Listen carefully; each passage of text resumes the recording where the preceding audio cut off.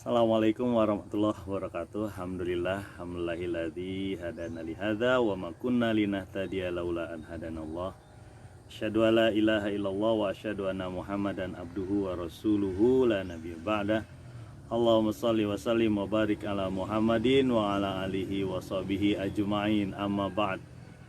Ayyuhan nas ittaqullaha haitsu ma kunta wa atbi sayyi'atal hasanata tamhuha. Sadaqallah wa sadaqar rasul karim. Alhamdulillahirabbil alamin. Jamaah Kampung Takwa Astan rahimakumullah, Kampung Bestrikan juga, dan siapapun teman-teman yang mendengarkan siaran ini, alhamdulillah. Mari kita lanjutkan lagi ya. Masih di surat Asy-Syu'ara, surat Asy-Syu'ara, surat yang ke-26 ya. Kalau kemarin kita sudah sampaikan bagaimana sebenarnya siapa yang turun, siapa yang datang, mendatangi atau didatangi oleh setan. Bukan Rasulullah SAW, ya, tapi orang-orang yang kufur, orang-orang yang mendusta, ya, orang-orang yang banyak dosa lah yang didatangi oleh setan. Jadi bukan Rasulullah SAW. Ya. Mereka biasa berdusta. Ya. Jadi tuduhan kepada Rasulullah SAW bahwa Nabi Muhammad SAW itu diajari setan, ya. Diajari dukun, ya. Diajari orang-orang yang biasa berhubungan dengan hal-hal yang buruk, itu terbantahkan. Ya. Karena memang yang namanya Al-Quran, jalan menuju Allah Subhanahu wa Ta'ala, itu adalah jalan yang lurus, yang sesuai dengan apa yang dikehendaki oleh Al-Khaliq, ya, pencipta, bukan yang dikehendaki oleh nafsu dan setan. Itu yang kita sampaikan kemarin. Mari kita lanjutkan di ayat yang ke 224. Ayat ke 224 merupakan ayat-ayat terakhir dari surat Asy-Syu'ara. Bismillahirrahmanirrahim. Wasyu'ara'u yattabi'uhumul ghawun. Yattabi'uhumul ghawun. Dan para penyair diikuti oleh orang-orang yang sesat. Ini kata-kata ini yang menjadi dasar atau merupakan inti, salah satu tema pokok dalam surat Asy-Syu'ara. Dan para penyair diikuti oleh orang-orang yang sesat. Karena apa? Karena Al-Quran oleh orang-orang yang membencinya disebut sebagai syair. Ya. Kata-kata wahyu Allah ini disebut sebagai syair. Pertanyaannya adalah, apakah syair itu seperti itu? Ya. Apakah syair seperti Al-Quran? Padahal di beberapa ayat juga disampaikan wala qauli kahin, bukan perkataan kahin. Kemudian qaulu atau perkataan syair bukan. Kenapa? Karena para penyair itu diikuti orang-orang yang sesat, ya. Bukan seperti Rasulullah yang diikuti orang-orang yang mau benar, yang menuju kebenaran, ya. Kemarin saya sampaikan adli wal ihsan, kebaikan. Jadi nggak mungkin syair-syair itu. Ini ada beberapa jenis ya. Ada syair, nanti kita sampaikan. Karena waktu itu di zaman Quraisy pada saat itu, penyair-penyair ini jadi profesi itu. Sama kalau diibaratkan sekarang tuh kayak apa? Karena banyak syair yang digumamkan dalam lagu-lagu ya. Mungkin kalau bahasa kita sekarang, ini mungkin dugaan saya, artis lah kira-kira begitulah. Tidak semua artis yang parah, tapi ini artis yang diikuti oleh golongan sesat ya. Pembuat penggubah syair, mungkin penggubah lagu-lagu diikuti oleh golongan yang sesat. Jadi bukan Al-Quran. Beda Al-Quran dengan syair, ya.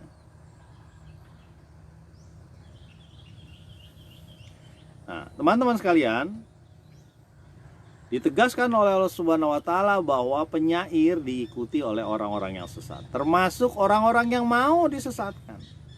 Termasuk orang-orang yang merasakan nyaman ketika syair-syairnya sesuai dengan nafsunya, ya. Banyak syair-syair itu. Coba kita lihatlah kalau sekarang, di zaman sekarang itu ya mungkin lagu, musik dan sebagainya. Bukan diharamkan lagu dan musik, tapi isinya. Ya. Berhibur tidak salah, ya. Yang salah adalah memilih hiburan. Ya, syair ini kan sebenarnya syair itu untuk apa sih, menyemangati hati, membuat ada hiburan gitu ya. Cuma masalahnya banyak syair-syair yang memuja hal-hal yang nggak benar gitu. Ya. Dan sama aja itu, bahkan dijadikan industri. Ya. Baik waktu dulu sampai sekarang sama saja itu, masalah jahiliyah sama saja. Jadi kalau kita mengikuti syair yang di situ ada unsur kejahiliahan, ada nafsu di situ, memuja-muja sesuatu yang itu Allah tidak ridhoi, ya. Berarti itu masuk golongan yang sesat itu. Dan Al-Quran bukan seperti itu. Apa yang dibawa oleh Rasulullah tidak seperti itu, ya. Coba kalau kita bayangkan, ya, bagaimana penyair-penyair ini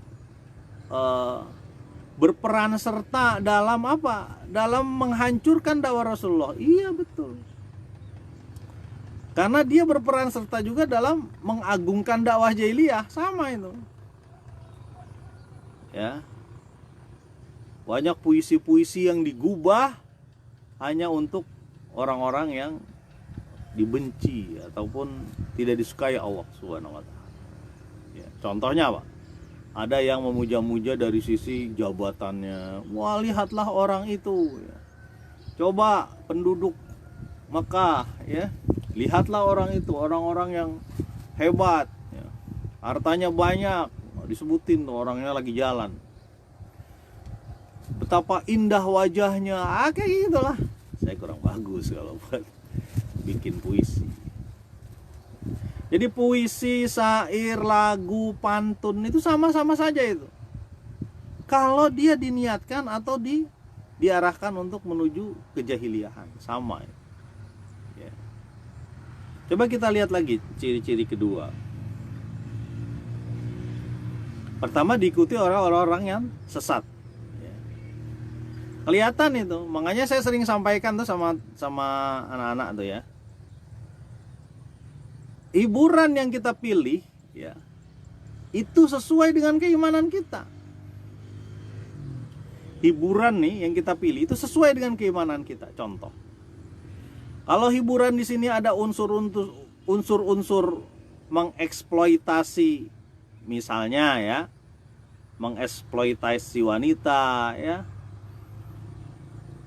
kemudian disaksikan oleh banyak orang, ya. Kalau suaminya di rumah, di kamar dan sebagainya beda lah ya. Ini disaksikan banyak orang, bahkan ada dipegang dan sebagainya. Itu masalah gitu.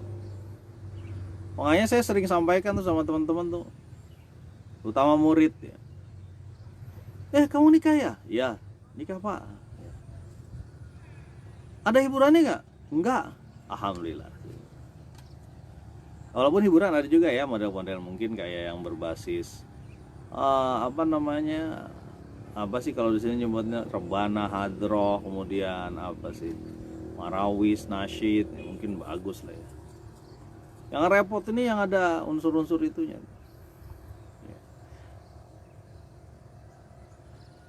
Ya, itu yang pertama, dia diikuti oleh orang-orang yang sesat. Kelihatan itu. Ya. Walaupun dibungkus macam-macam. Pernah ada juga ada yang nyampein begini. Kita kan harus seimbang dunia dan akhirat, katanya. Betul, itu perkataannya betul, tapi tujuannya salah dia sebutin. Maksudnya seimbang, maksiat nggak apa-apa gitu. Nanti kan kita sholat juga, ya nggak bisa lah. Gimana kita tanha anil fahisai wal munkar? Sholat itu mencegah perbuatan keji dan munkar. Dia sholat juga, dia begitu juga. Bahkan mengajak orang. Ya. Makanya sering saya gitu mencari-cari waktu loh. Kalau lagi perkawinan gitu atau keramaian itu, cari waktu yang nggak ada lah. Gitu. Ataupun kalau enggak ya setelah itulah kita datangnya gitu. Ya. Kadang-kadang kan bermasalah begitu. Masalahnya apa? Dulu kan begini, dari zaman dulu kita begini, nggak bisa begitu. Ya. Bapak-bapak kita mengetahui ya alamun ya mereka. Jangan-jangan cuma ngikut-ngikut aja. Ya. Taklid ya. Nggak tahu dia maksudnya apa gitu. Nah, ciri yang kedua, jamaah kampung takwa dan rahimakumullah dan teman-teman yang mendengarkan melihat siaran ini dimanapun teman-teman berada ya.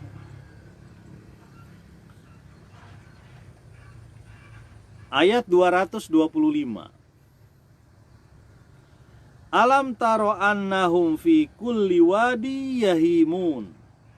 Tidaklah kamu melihat bahwa mereka di setiap lembah mengembara. Wadin yahimun. Siapa para penyair ini? Artinya mengembara apa? Kemana saja.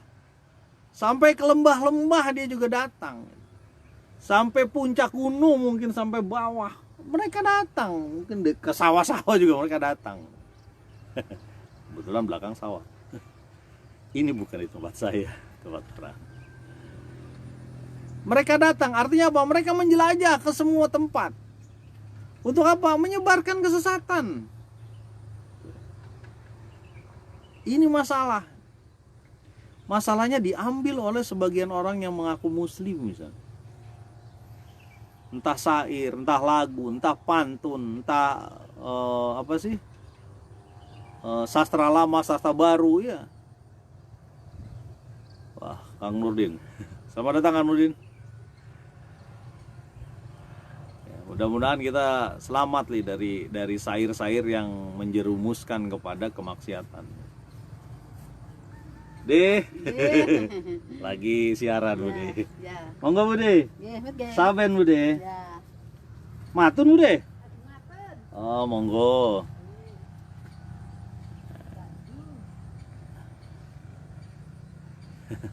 Mau ke sawah. Jadi apa yang terjadi adalah kita bahkan memasukkan syair-syair ini, lagu-lagu ini, puisi-puisi ini, pantun-pantun ini, ungkapan-ungkapan ini, komen-komen ini kemana? Ke Android kita, ke kamar-kamar tidur kita, ke rumah kita, bahkan anak-anak kita juga ikut. Ya. Ikut melantunkan kata-kata yang nggak benar. Tapi itu kan itu bahasanya beda. Bahasanya kan ya kita harus tahu lah bahasanya. Minta artinya cari di Google Translate. Saya sebut Google, apa saja lah ya. Dilihat gitu. Dan tadi ciri kedua mereka ini apa? Mereka mengembara ke wadi-wadi, ke lembah-lembah. Artinya dia naik turun gunung lah. Kalau dulu mungkin modelnya naik turun gunung pakai onta. Kalau sekarang nggak apa-apa, pakai klik lah. Melintasi jauh ke sebalik gunung, berkilo-kilo, ratusan, puluhan ribu kilometer. Syair-syair tuh sampai kemana-mana. Entah syair apa ya, yang menuju kemaksiatan, kejahilian, sampai. Dia berusaha menghancurkan kehidupan orang-orang yang menyembah Allah. Ya. Kalau perlu ke pasar ini datang, ya. Ke tempat keramaian ini dia datang. Ya. Bahkan beberapa orang terpengaruh. Ada konser ini, konser itu, konser yang apa? Yang tidak membuat kita mendekati Allah Subhanahu wa taala. Apalagi yang bercampur baur. Ya, laki perempuan masuk di situ. Bagaimana seorang suami itu membiarkan ya, istrinya mungkin dipegang orang dan sebagainya? Di mana rasa cemburunya? Palsu cintanya itu. Ya. Saya sampaikan nih, kalau seorang laki-laki ya, membiarkan istrinya dipegang orang, dirayu orangnya, diajak nari atau dansa atau joget dan sebagainya ya, dengan orang lain, terus dia diam aja, malah ikut gitu ya, entah ikut bareng istrinya atau ikut sama orang lain dan sebagainya, sama saja. Ada Kak Kasma, apa kabar Kak Kasma? Gimana kabarnya di Sabah, Malaysia? Mudah-mudahan pandeminya semakin berkurang. Tapi kemarin ini ya, apa namanya? Ada pilihan raya di sini mulai tambah ya. Ya, kembali lagi ya. Asma dari Sabah, Malaysia. Bahwa seorang laki-laki ya, seorang laki-laki yang membiarkan istrinya diperlakukan seperti itu ya, itu palsu itu cintanya itu, atau cintanya sangat sedikit jadinya ya. Kun biasanya gitu tuh di, atau membiarkan anak gadisnya ya, datang ke satu konser, satu tempat di mana ada penyair di situ, bahasa kerennya mungkin artis lah sekarang lah ya, bercampur baur di situ ya, menampilkan hal yang Allah tidak ridhoi. Dia diam aja. Di mana perasaan dia sebagai ayah? Ini sering saya sampaikan tuh sama, terutama saya murid-murid saya ya, mengenai hiburan ketika dia melakukan pernikahan. Itu yang paling sering itu. Nggak cuma pernikahan, kadang pernikahan kan bagus ya, ibadah ya, tapi dicampur dengan kayak gitu. Ada lagi yang kedua apa? Sunatan. Sunatan, anak dari kecil baru aja disunat. Ini contoh, ini contoh sekali. Baru aja disunat, usia kelas 3, kelas 4 SD udah menyaksikan hal-hal yang nggak benar di atas panggung. Jadi ini teman-teman ini perlu waspada ya. Jangan sampai keinginan dia untuk terkenal, nyohor, dilihat orang, bangga diri, tapi menghancurkan mental anak-anaknya. Coba bayangkan ya teman-teman ya, seorang anak disunat misalnya ya, berdirilah dia duduklah dia di satu tempat, sementara panggung hiburannya ada di depan dia. Setiap saat dia lihat. Sejak kecil dia sudah diracuni pikirannya dengan hal-hal yang nggak benar. Itu dari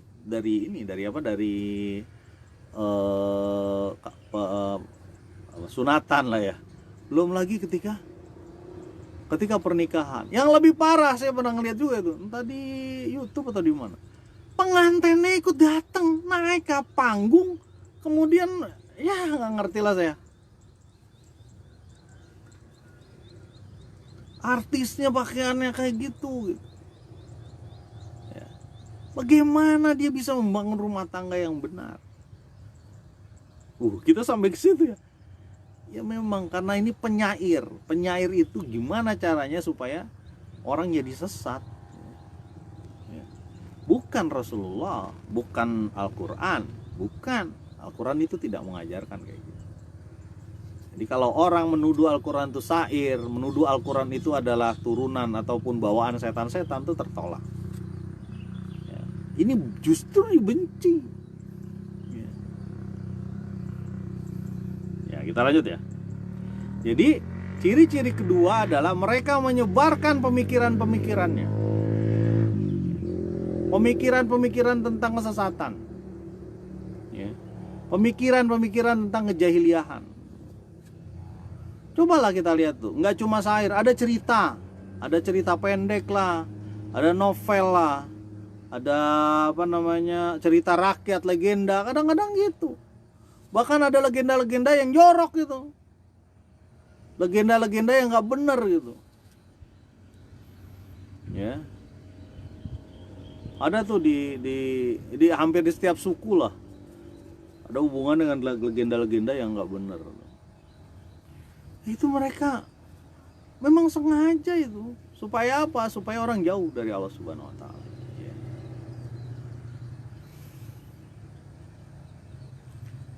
orang-orang yang saya baru baca kemarin kalau nggak salah di salah satu media online tuh ya. Jadi ada orang-orang yang punya perilaku tidak benar ya, homoseks ya, di salah satu institusi pemerintah waktu itu. Sampai kata-katanya agak-agak ini, ada grupnya itu agak-agak gimana? Apa nyerempet X atau apalah disebutin nama lembaganya. Jadi mereka menyebarkan pemikiran-pemikirannya lewat media sosial, lewat grup WA, WhatsApp, grup. Wah, nanti mungkin sekian puluh tahun yang akan datang, 100 tahun yang akan datang, mungkin beda lagi itu bentuknya. Kita kayaknya udah canggih banget nih. Kita zaman kita sekarang itu di mata orang-orang tahun 45, tahun 60 heran mungkin 45 atau berapa. TV baru-baru aja mulai. Ya. Ini sekarang udah luar biasa. Nanti sekian akan datang ya. Udah. Jain Nurbatin, udah sarapan? Udah. Ayo wah si Jain nanyanya sarapan. Kalau jam segini belum sarapan aneh. Bisa aja Jain. Oke ya, kita lanjutkan lagi. Jemaah Kampung Taqwa Astagfirullahaladzim dan teman-teman yang mendengarkan siaran, melihat siaran ini. Emang kenapa kalau di sini kunaon? Jain Nurpatin. Udah kerja, mau berangkat kan? Kita lanjutkan lagi di ayat yang ke 226. Ayat 226. Ciri ketiga dari penyair ya. Ciri pertama, diikuti oleh orang-orang sesat. Ciri kedua, dia mengembara kemana-mana. Masih manasin kendaraan. Emang ada kendaraannya? Ciri kedua, dia mengembara kemana-mana, menyebarkan pemikirannya. Kalau dulu mungkin pakai konta jalan ke sana sini, mungkin sekarang tinggal pakai klik aja dia disebar aja. Kalau perlu dibikin ribuan jutaan akun palsu untuk mendukung pemikiran dia. Ya, kalau perlu dibeli itu apa like ataupun subscribe ataupun apa follower, dibeli itu untuk menyebarkan itu. Memang benar.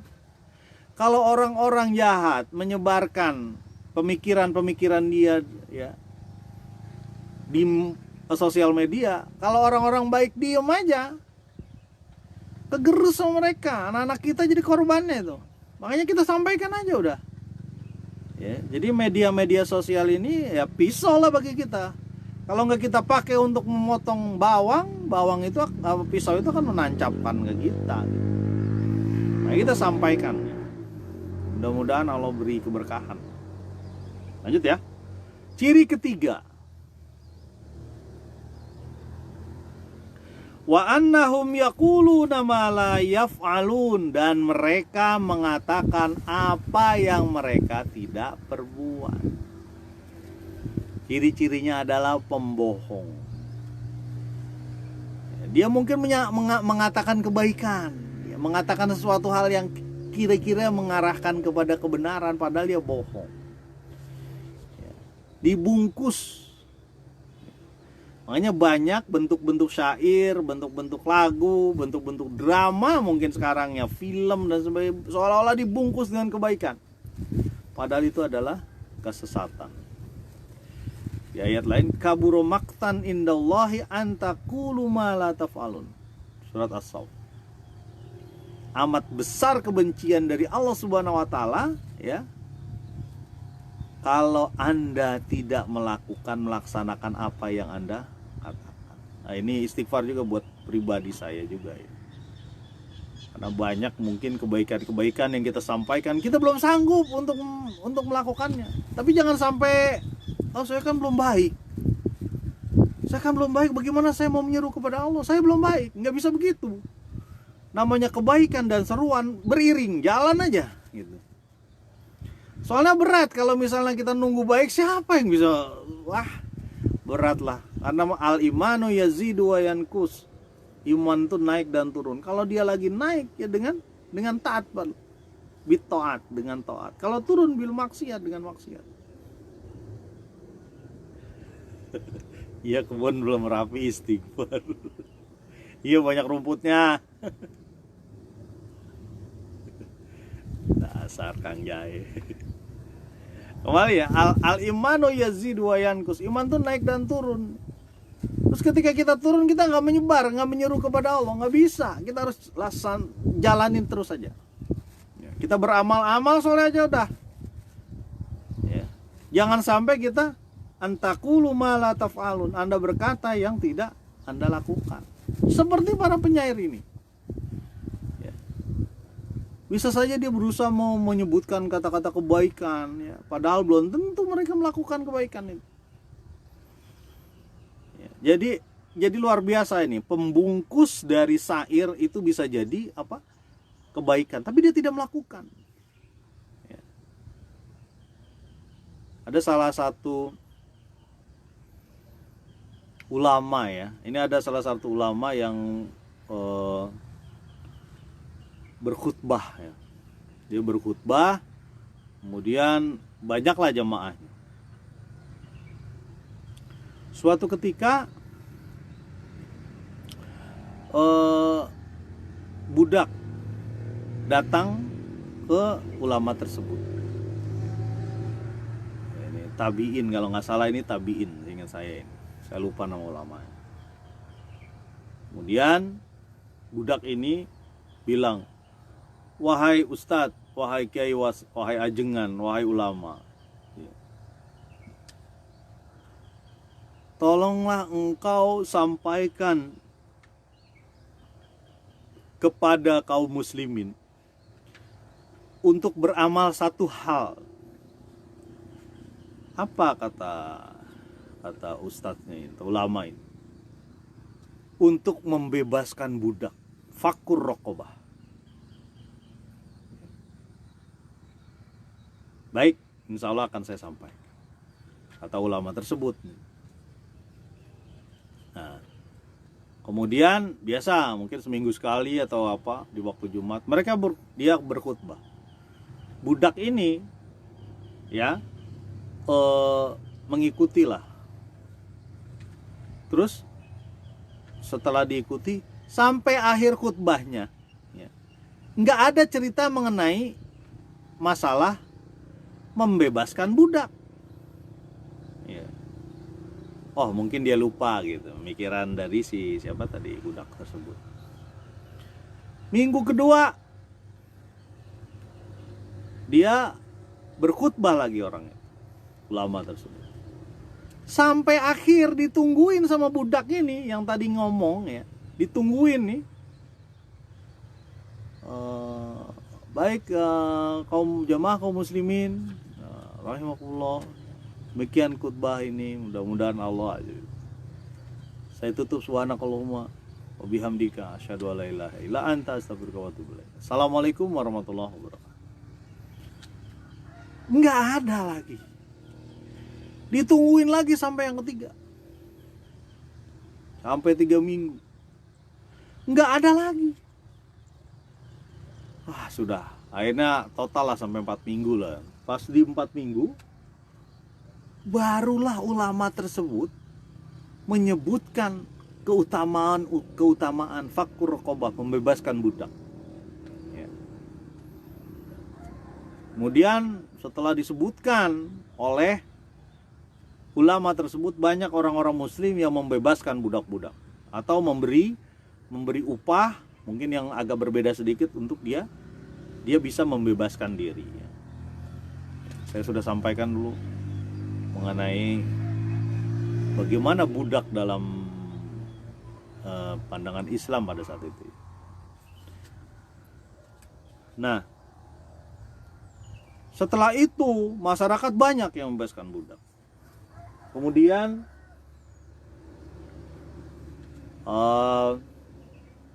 budak itu akhirnya entah dibebaskan atau tidak dari tuannya, saya nggak paham ceritanya. lupa.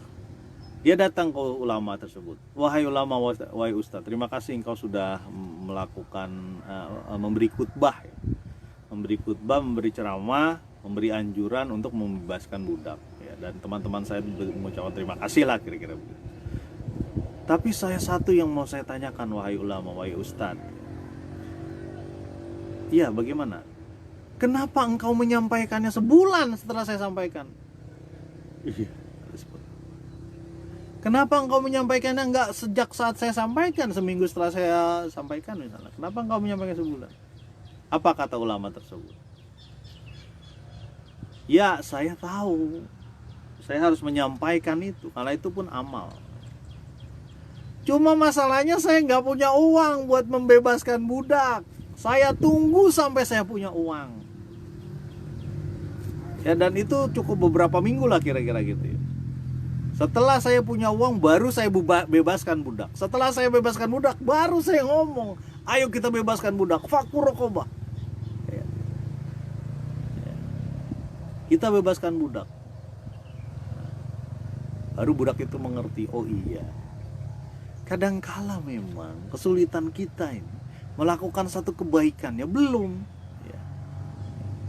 Tapi bukan berarti tertolak gitu, menyampaikan sesuatu kebaikan itu nggak ada salahnya. Sampaikan aja, mungkin dia belum cukup, atau dia belum beramal secara kuat. Beda dengan tadi ya, Ustadz tadi, tabiin tadi, dia berusaha untuk itu jadi pengalaman lah buat kita juga ya. Kembali lagi kepada ayat ini, bahwa ciri-ciri penyair yang ya tidak diridhoi Allah itu, yang ketiga adalah tidak melakukan apa yang dia sebutkan. Berarti ada pembohongan publik di situ. Mungkin aja dia berusaha menyatakan dalam syair-syairnya ya, tentang kebaikan dan sebagainya, tapi dia nggak lakukan. Mungkin aja untuk menaikkan pamor ya, menaikkan citra dia lah gitu.